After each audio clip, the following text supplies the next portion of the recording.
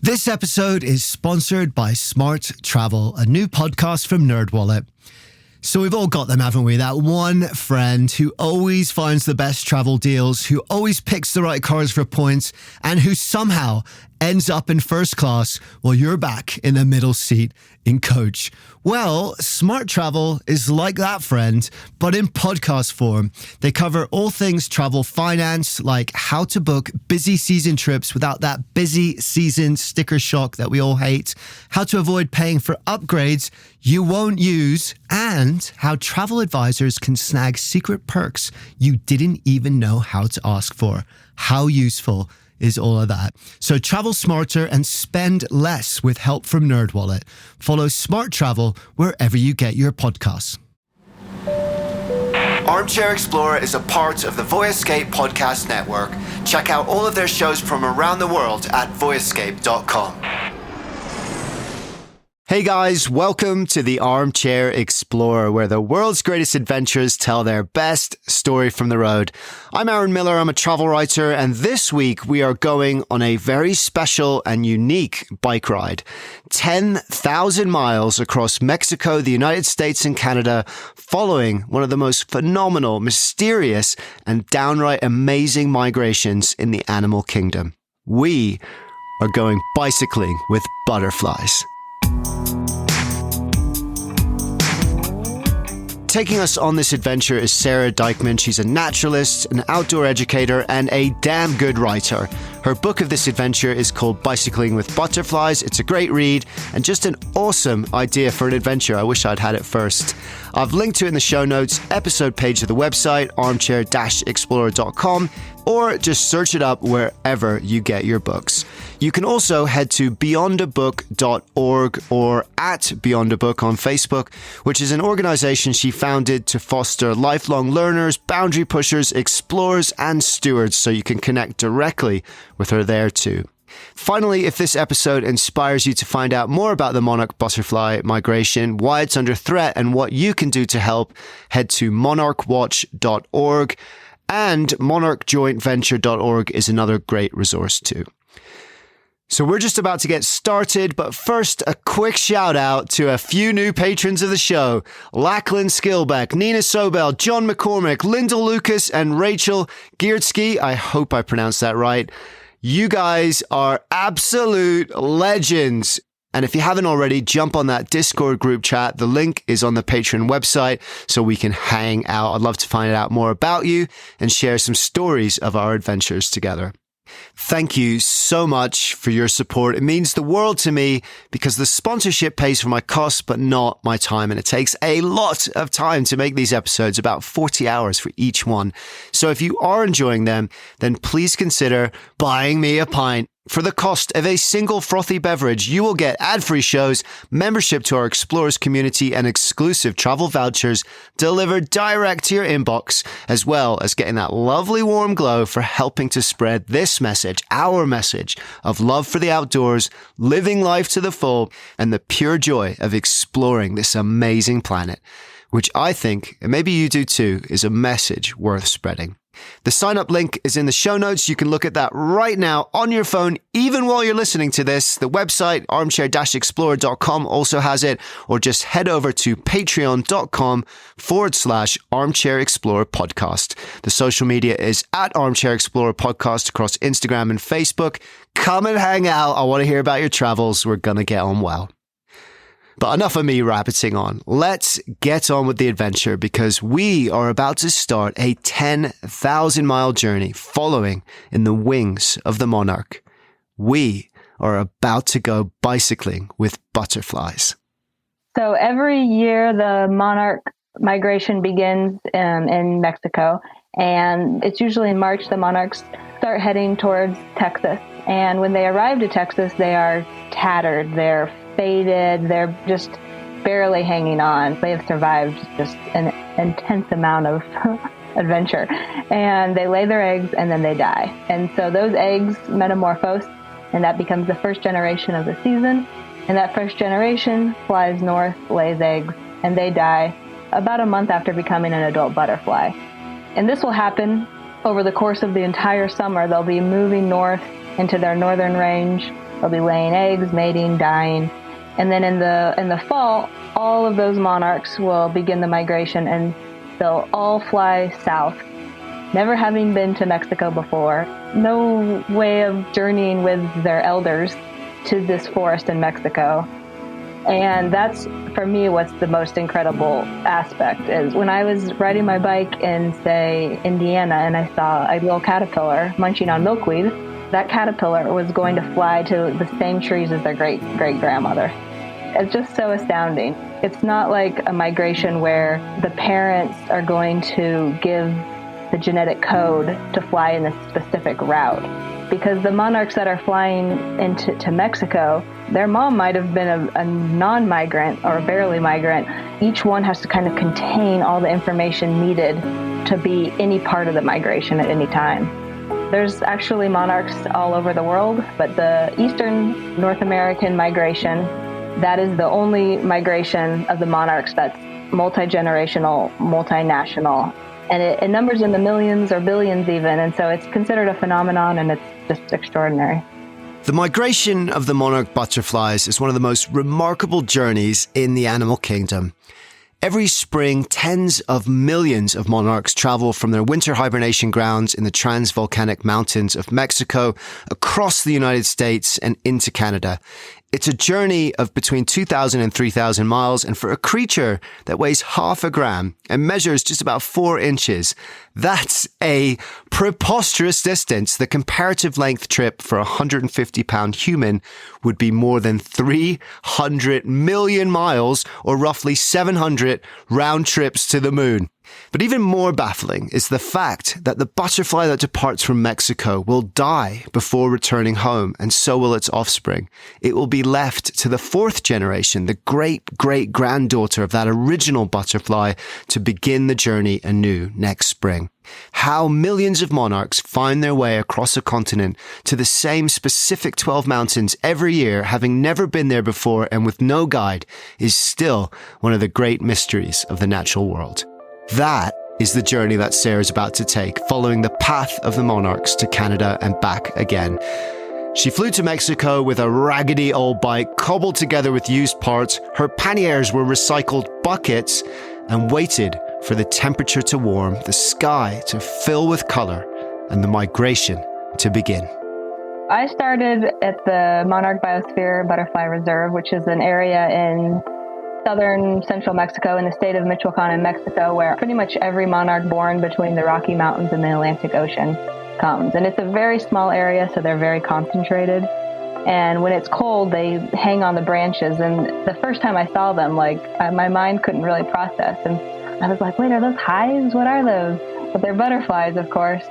And for most of the winter, you want them hanging from those branches, barely moving or not moving at all. And that's actually how they survive, is by hanging from those branches. It's a bit like hibernation. So they maintain a very low activity, and they don't burn calories, and they can live off their fat reserves all winter. Yes, butterflies that arrive in Mexico are fat. And so I went and visited them a few times when it was cold. And then because I'd gotten there early before I was planning to leave, I was able to visit them quite often. And there's a moment when the temperature starts to warm up, and the sun will land on a cluster of thousands, and they'll slowly start to warm up. And then all of a sudden they'll just explode from the branches, and they'll just take to the sky. And it's like my favorite colors at this point are orange on that blue background. I just love it so much.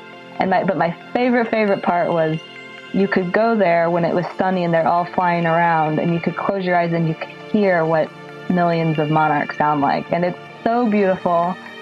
And hearing that sound, it made me realize why it's so important for every one of us to talk about monarchs. Because I think, wow, if it had just been one monarch flying through the sky, no one would have noticed or heard. Just like one person talking all the time about monarchs kind of gets ignored. But if there's a million flying around, you hear them. If there's a million of us talking about them, it becomes impossible to ignore.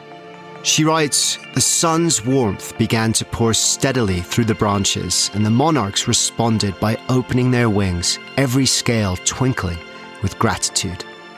In the spotlight of spring, butterflies by their thousands sailed towards the sky as fluttering eruptions of orange. The monarchs crowded the skies, painted poems against the blue, and danced with the wind.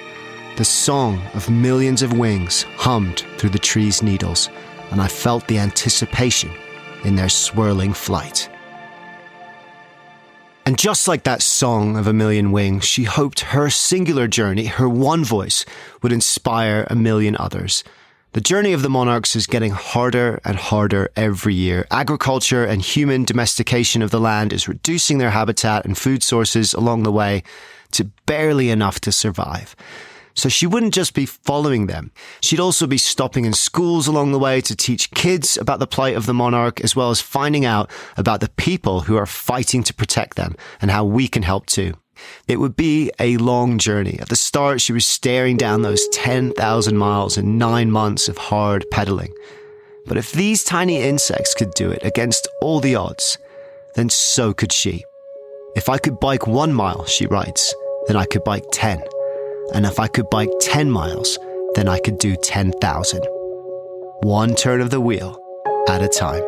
I left Mexico, I left the monarchs, and I was feeling very good. And then I got onto a section of road I'd never been to before. And at literally the very first intersection, I went the wrong way. And thus began my trip north through Mexico. I really loved it. I loved the challenges. I loved the sense of adventure. I didn't have a smartphone. My map was unreliable. So many dirt roads. So many wrong turns, but that just makes you feel like you're on an adventure. And so you wake up in the morning and you don't know where you're going to camp. You don't know who you're going to meet, but you know something's going to happen. And it was later in the trip, and I arrived to this dead end that was just like a road that fizzled out into an open field with like these grazing cows and goats. And like just a little part of me was like, maybe this is the right way. Like I didn't want it to be the wrong way, but of course I found a woman at her house. And the nice thing about traveling in Mexico is there's almost always someone you can ask for help.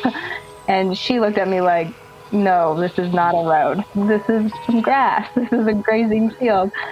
So of course I had to turn around and just climb up this terribly annoying hill. And then that just led into the desert. It led just to the most jarring roads ever. But I'll never forget it. And if I had taken the easy way, I would probably have not much to say. If I'd taken the easy way, I probably wouldn't have much to say. I love that. The wrong turns always make the best stories after all. It is thought the monarchs used the mountains as their guide north, but where they could fly above, she would struggle below, pedaling through steep passes and stifling heat, camping in fields and small towns, relying on the kindness of strangers to help her along the way. Tacos, a bed, a shower, conversation, even ice cream once or twice.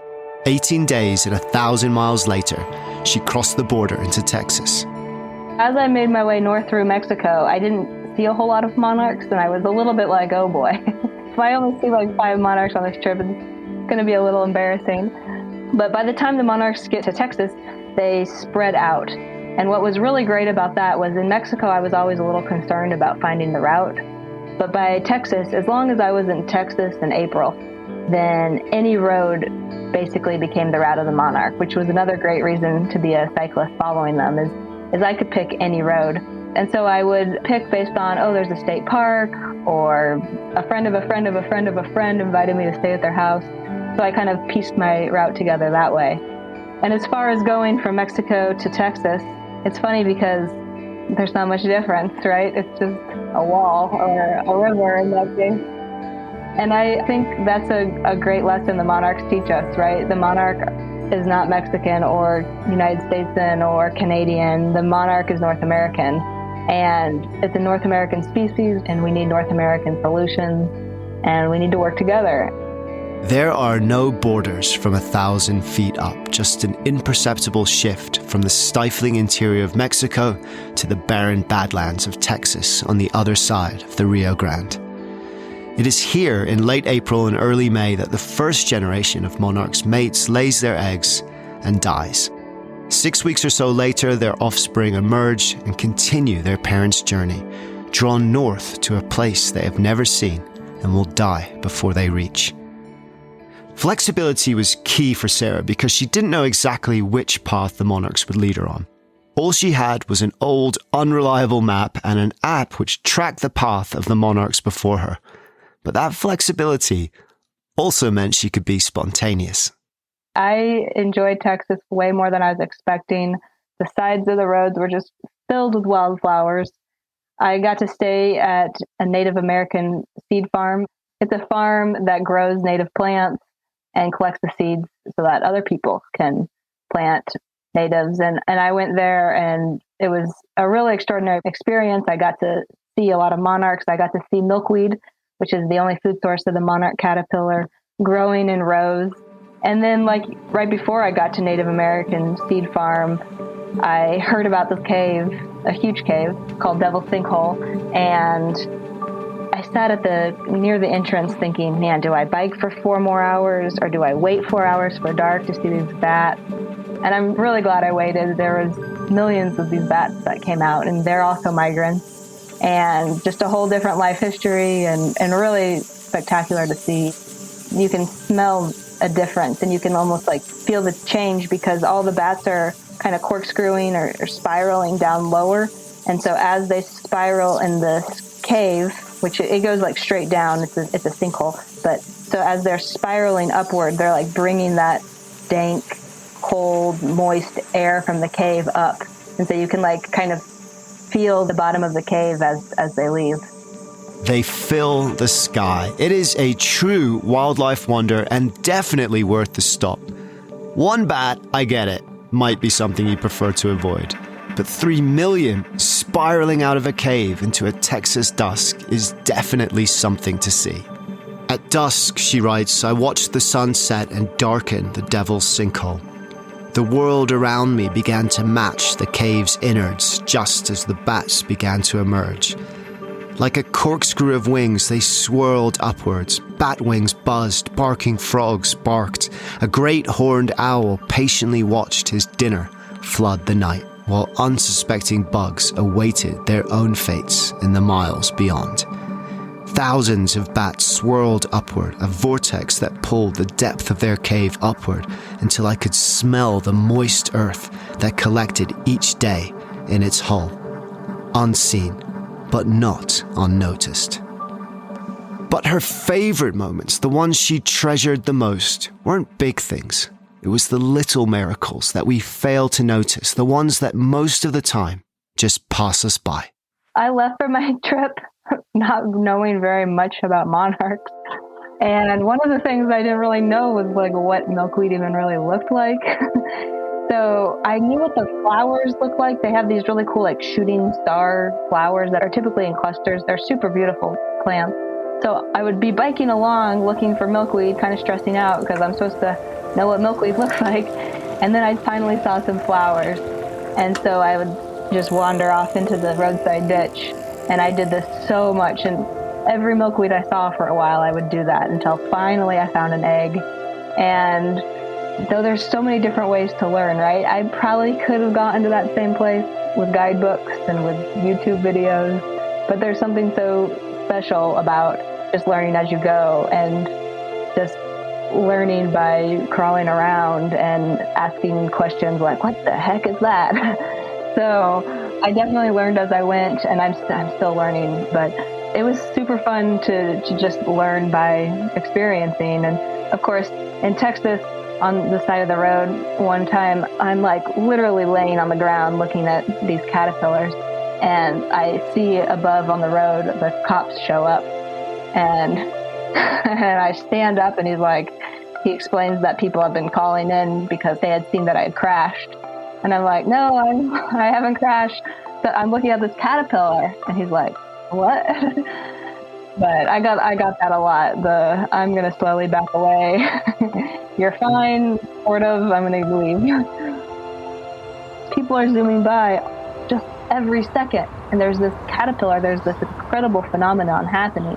And we don't give these critters the time to fully appreciate how amazing it is and fully appreciate that they are neighbors, like just feet away from our cars as we zoom by.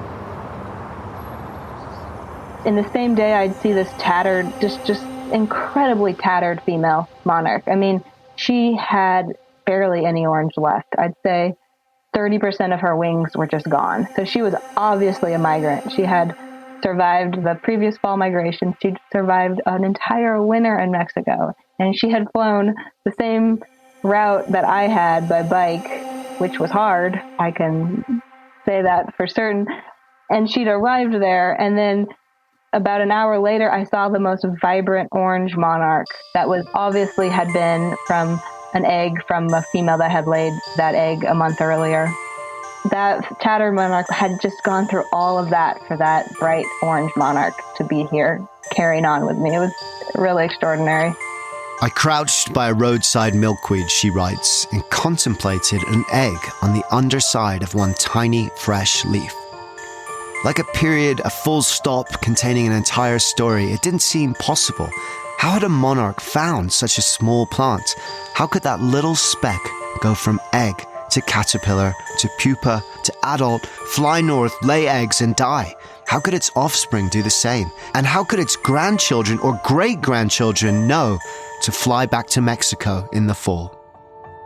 Those tiny miracles are everywhere. There is literally another world that exists beneath our feet, a universe of those 6 million species filled with quadrillions of living beings, more than there are stars in the Milky Way, and we've only scratched the surface in our understanding.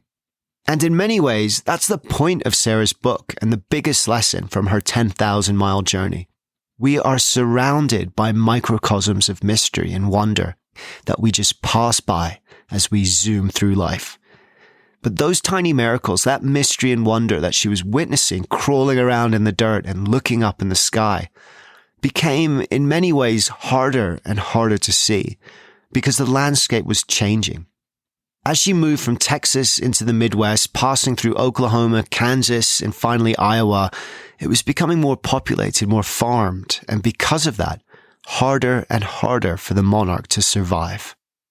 I had learned to see the milkweed. I had learned to see the monarchs pretty well from my bike, and what I saw scared me, and what I saw made me angry because there wasn't places for monarchs to call home. There was lots and lots of green grass. So many people on riding mowers living in the prairie, mowing acres and acres of land that belongs to the monarchs.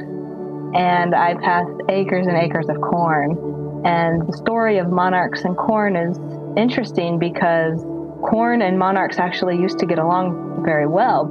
So when the plow came along with Western colonization, the plow destroyed the prairie, but that invited lots of milkweed. And so what would happen is the farmers would plant corn and the milkweed would thrive as well. And so milkweed did really, really well because the farmers weren't spraying the corn to kill the milkweed.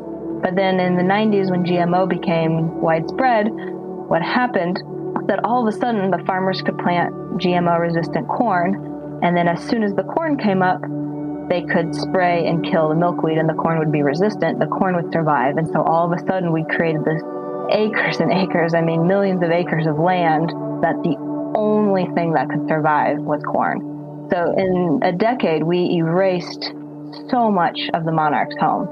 And I saw that every day, and I just got angry and I got sad. She writes, if I could have articulated that feeling of being witness to such an awe-inspiring process, then I would have had a better answer to the question often asked during my journey. Why should we save the monarchs? It was a troublesome question to me, one that made humanity seem doomed each time I heard it. To my mind, the answer was so obvious that words couldn't answer it. We must save the monarchs because the monarchs are. Climate change, deforestation, and big agriculture are changing the landscape and decimating monarch populations. Confronted with such enormous problems that require such complex solutions, it can seem insurmountable and overwhelming.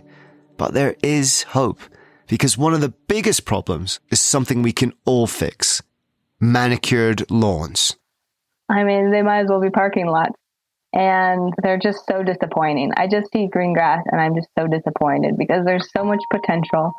Native plants are so beautiful, and we need native plants to protect our water, to sequester carbon, to prevent erosion. Like, we need these plants and we need the animals that also are integrated into these systems.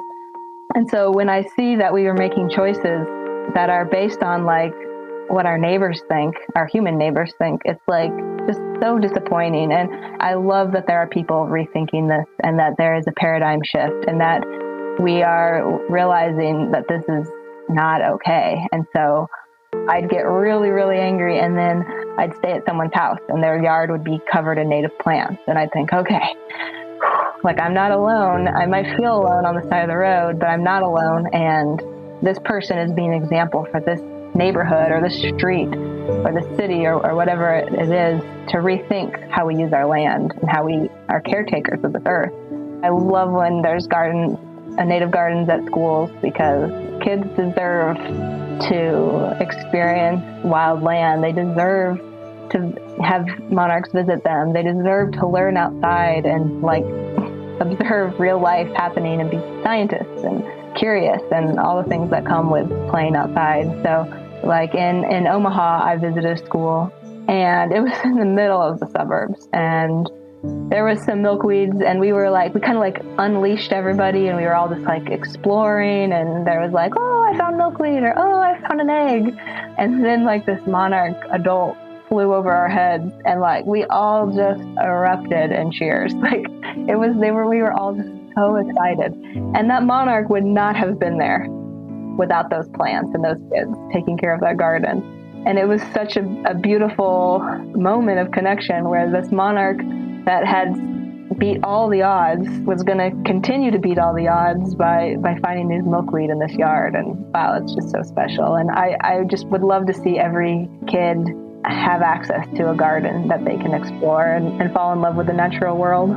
I see so much potential, and it just takes people being brave, and it takes people re-examining their relationship with their yards, and maybe start small, start in a corner, plant a few natives, explore that, like have fun, have an adventure right there where you invite all these creatures to visit you, and then just expand every year and watch it spread. It's interesting, isn't it? You go to a typical house with a back garden or a front lawn and it's all neatly trimmed and prim and proper. And that's what we think looks pretty. Everything ordered and in control. But that's kind of crazy, isn't it? Why would we not have wild nature around our homes? I mean, what is so great about a mowed lawn? Not least because you've got to mow it. Jay Griffiths, the nature writer who we had on the show, said it best. Nature is neutered, she writes. The grass is clean, a lawn laundry that wipes away the mud, the insect, the bramble, nettle and thistle, an easy wipe lawn where nothing of life, dirty and glorious, remains. But a paradigm shift is happening, slowly, but it's there. People are noticing. And because of that, despite Sara's anger, she found hope too. Because one butterfly on its own may be hard to see, but millions of monarchs taking flight, like millions of voices calling out, is impossible to ignore. From the Midwest, Sara followed the monarchs north through Minnesota and finally into Canada and into their summer breeding grounds. Those that arrived are now the great-grandchildren of the butterflies that left Mexico months ago, their long journey finally complete. At least for a while, because as the summer heat dwindles into autumn chill, a super butterfly is born, a butterfly completely different from the generations that came before. Their muscles are more efficient, their metabolic rate changes, they begin to store fat and lose the ability to mate. These are the migratory generation, the superheroes of the butterfly world. They live 8 times longer than their parents or their offspring and travel 10 times as far. The sole purpose of their existence is to reach the hibernation grounds in Mexico, survive the winter, and then mate so their offspring can complete the cycle. Typically what happens is the prevailing winds out of the west kind of push the migrants east. And I got it in my head to go all the way to the East Coast. It was nice. I liked swimming in the ocean. It was a lot of miles. I had never been to New York City before, so that was a fun highlight. I did chase a monarch through Manhattan. I could not believe I saw this monarch, and I have pictures for proof, and I like to talk about this particular monarch because If monarchs could call New York City home, then they could call anywhere home. And how it's so democratic, it's so wonderful that you can be a farmer in Texas, a school kid in Omaha, or a city dweller in New York, and you all can help the monarch. And in fact, if one of those three doesn't help, then the others will see less monarchs. It's so beautiful. And the monarchs just connect us in all these really wonderful ways. Yes, that's right. There was a monarch butterfly in Manhattan.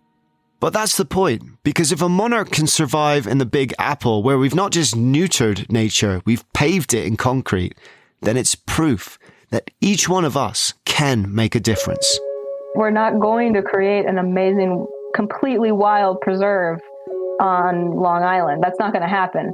But what we can do is we can utilize every single backyard, every single public land, every single median. There is so much land there that can become space for wild animals. And if we give that land back to them, well, that's going to be great, not just for the migrating monarchs, but for the migrating birds, for the migrating bats, for everybody. And it's worth doing that. It's worth doing everything we can to preserve this wonder, because this is where it gets interesting. Sara actually kind of jumped around here. She headed back inland for a while, back into Canada for a second time, back to Minnesota in the Midwest, giving talks, meeting kids, waiting for the end of summer when the super migratory generation of monarchs would head south to complete the cycle, back to the precise mountains where their distant relatives had begun their journey those many months ago. But no one quite knows how they do that. There's a lot of really incredible little notes about the monarch and the migration. And one is, of course, that monarchs in New York have to travel at a different angle than monarchs in Minnesota. They have to go to the same place. So it can't just be like, oh, go south, right? Because it varies where they are. Another interesting thing is that there's different colonies in Mexico or in the area where they overwinter. There's 3 big ones that are open to the public. And what's interesting is that it's the same ratio of monarchs going to those 3 colonies, whether they were tagged in New York or in Minnesota. So it's not like all the monarchs in New York are flying to a specific spot and all the monarchs in Minnesota are flying to a different, and they're using different cues. There's something that's kind of uniting them and allowing them to kind of travel from wherever. And a big part of that navigation is the sun. The monarchs use the sun to navigate, and there's a moment where the angle of the sun is dictating the beginning of the migration and the end of the migration. And it's about a month long. And the monarchs that do bust are the ones that leave for the migration in that window. And then what I find really fascinating is if the sun is covered by clouds, then the monarchs then switch and they start cueing into what's called UV polarization. And basically, as the UV light goes through the atmosphere, it bounces all over from the gases in the atmosphere and creates these patterns. And the monarchs can actually cue in on even just one little bit of blue sky in a primarily cloudy day and use the pattern of polarization in that one spot to know where the sun would be and to continue their journey. And then if it's completely cloudy, what it seems like is they switch to the electromagnetic field. The angle of that electromagnetic field varies depending on where you are, and so they'll cue into that. And I love just knowing that this insect is way better at navigating than I ever will be. But that only solves one mystery. At a crucial point in their journey, they turn due east to reach their overwintering grounds. That means they must somehow know where to go and when to turn, even though they've never been there before. And the monarchs begin from multiple locations too and are able to adjust their route as required. So they're not just following a compass heading, they're actively navigating a route as they go. A route that will take them directly to the tree their great-great-grandparents had hibernated in, even though they've never been there before. No one has a conclusive answer to how this is done, but it's thought that it is some type of genetic memory, a kind of inherited GPS-like software with a pre-programmed destination. I think that's pretty amazing. More than 6,000 miles under her belt, she followed the kaleidoscope. That's actually what a group of butterflies is called, by the way, a kaleidoscope. How cool is that? She followed them south for 4,000 more miles, through the cornfields and manicured lands of the Midwest, through the suburbs and badlands of Texas, long straight roads shimmering endlessly on the horizon. Strangers, monarch watchers as they're known, started to hear of her journey and welcomed her into their homes along the way. Schools called up for talks to their kids for inspiration to crawl into the dirt. Past the border, the mountains of Mexico loomed again, hard days pedaling on tired legs and near broken wings, until finally, the end was in sight. The last hill was by far the hardest 5 miles of the entire trip, because it is just straight up a mountain, and it's cobblestone, and it was like there's houses for the first half mile, and I put everything I had into not walking. And as soon as there weren't people all, looking at me, I was able to just walk when I had to. I'm not that proud. I'll walk my bike sometimes. But I arrived probably about a month behind the main migration. But while I was going south through Mexico, I did see several monarchs a day, and I just felt like we were cheering each other on.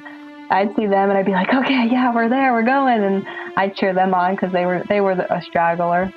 But finally I got up the hill, and then it's kind of coasting, and it felt like coming home, and it's like a weird feeling to be done with something, and it's kind of a loss, right? Because all of a sudden you don't have the satisfaction of just your day being bike 60 miles, find camp, find food, talk about monarchs. Those goals are gone. And so you can kind of feel a little lost, but luckily I had plans to hang out and keep learning about monarchs, and by then I'd committed to writing a book, and so the next horizon was before me, so I was able to just enjoy it, and I walked up to the monarchs and just was amazed that they did this, and really grateful that they'd invited me along, and I will be forever grateful for them, and not just for the migration, but all the connections that they have given me, all the opportunities they've given me. When I started writing a book a couple weeks later after finishing, I was not a writer, but I just kept thinking about the monarchs, and I just kept pecking out the words on the computer. And yeah, I honestly consider the monarchs my writing teachers in a lot of ways, as well as my teachers for, so many things. And they taught her well. 10,200 miles down, 1 mile to go, she writes. The monarch bobbed out of sight. She would easily beat me to her overwintering grounds. Instinct would pull her to the trees her great-grandparents had settled in the winter before. She was returning home, even though she'd never been there before. I was returning too, 1 mile shy of connecting the start with the end, spring with fall, descendants with their ancestors, the first page with the last. By then, however, I knew that my trip would never really end. Even in a mile, when my bike ride was done, the monarchs would forever flutter in my heart. I spent nearly 9 months following a monarch, and one of the things that I kept thinking about every single mile, especially the miles where I'd stop on the side of the road, was look was like, you could write a book about every single species. There's a story waiting to be uncovered about every animal, every plant out there, and there's just an endless amount of information to know, and they're all important. They all have a place. I think one of the best lessons that the monarch teaches us is to really slow down and look.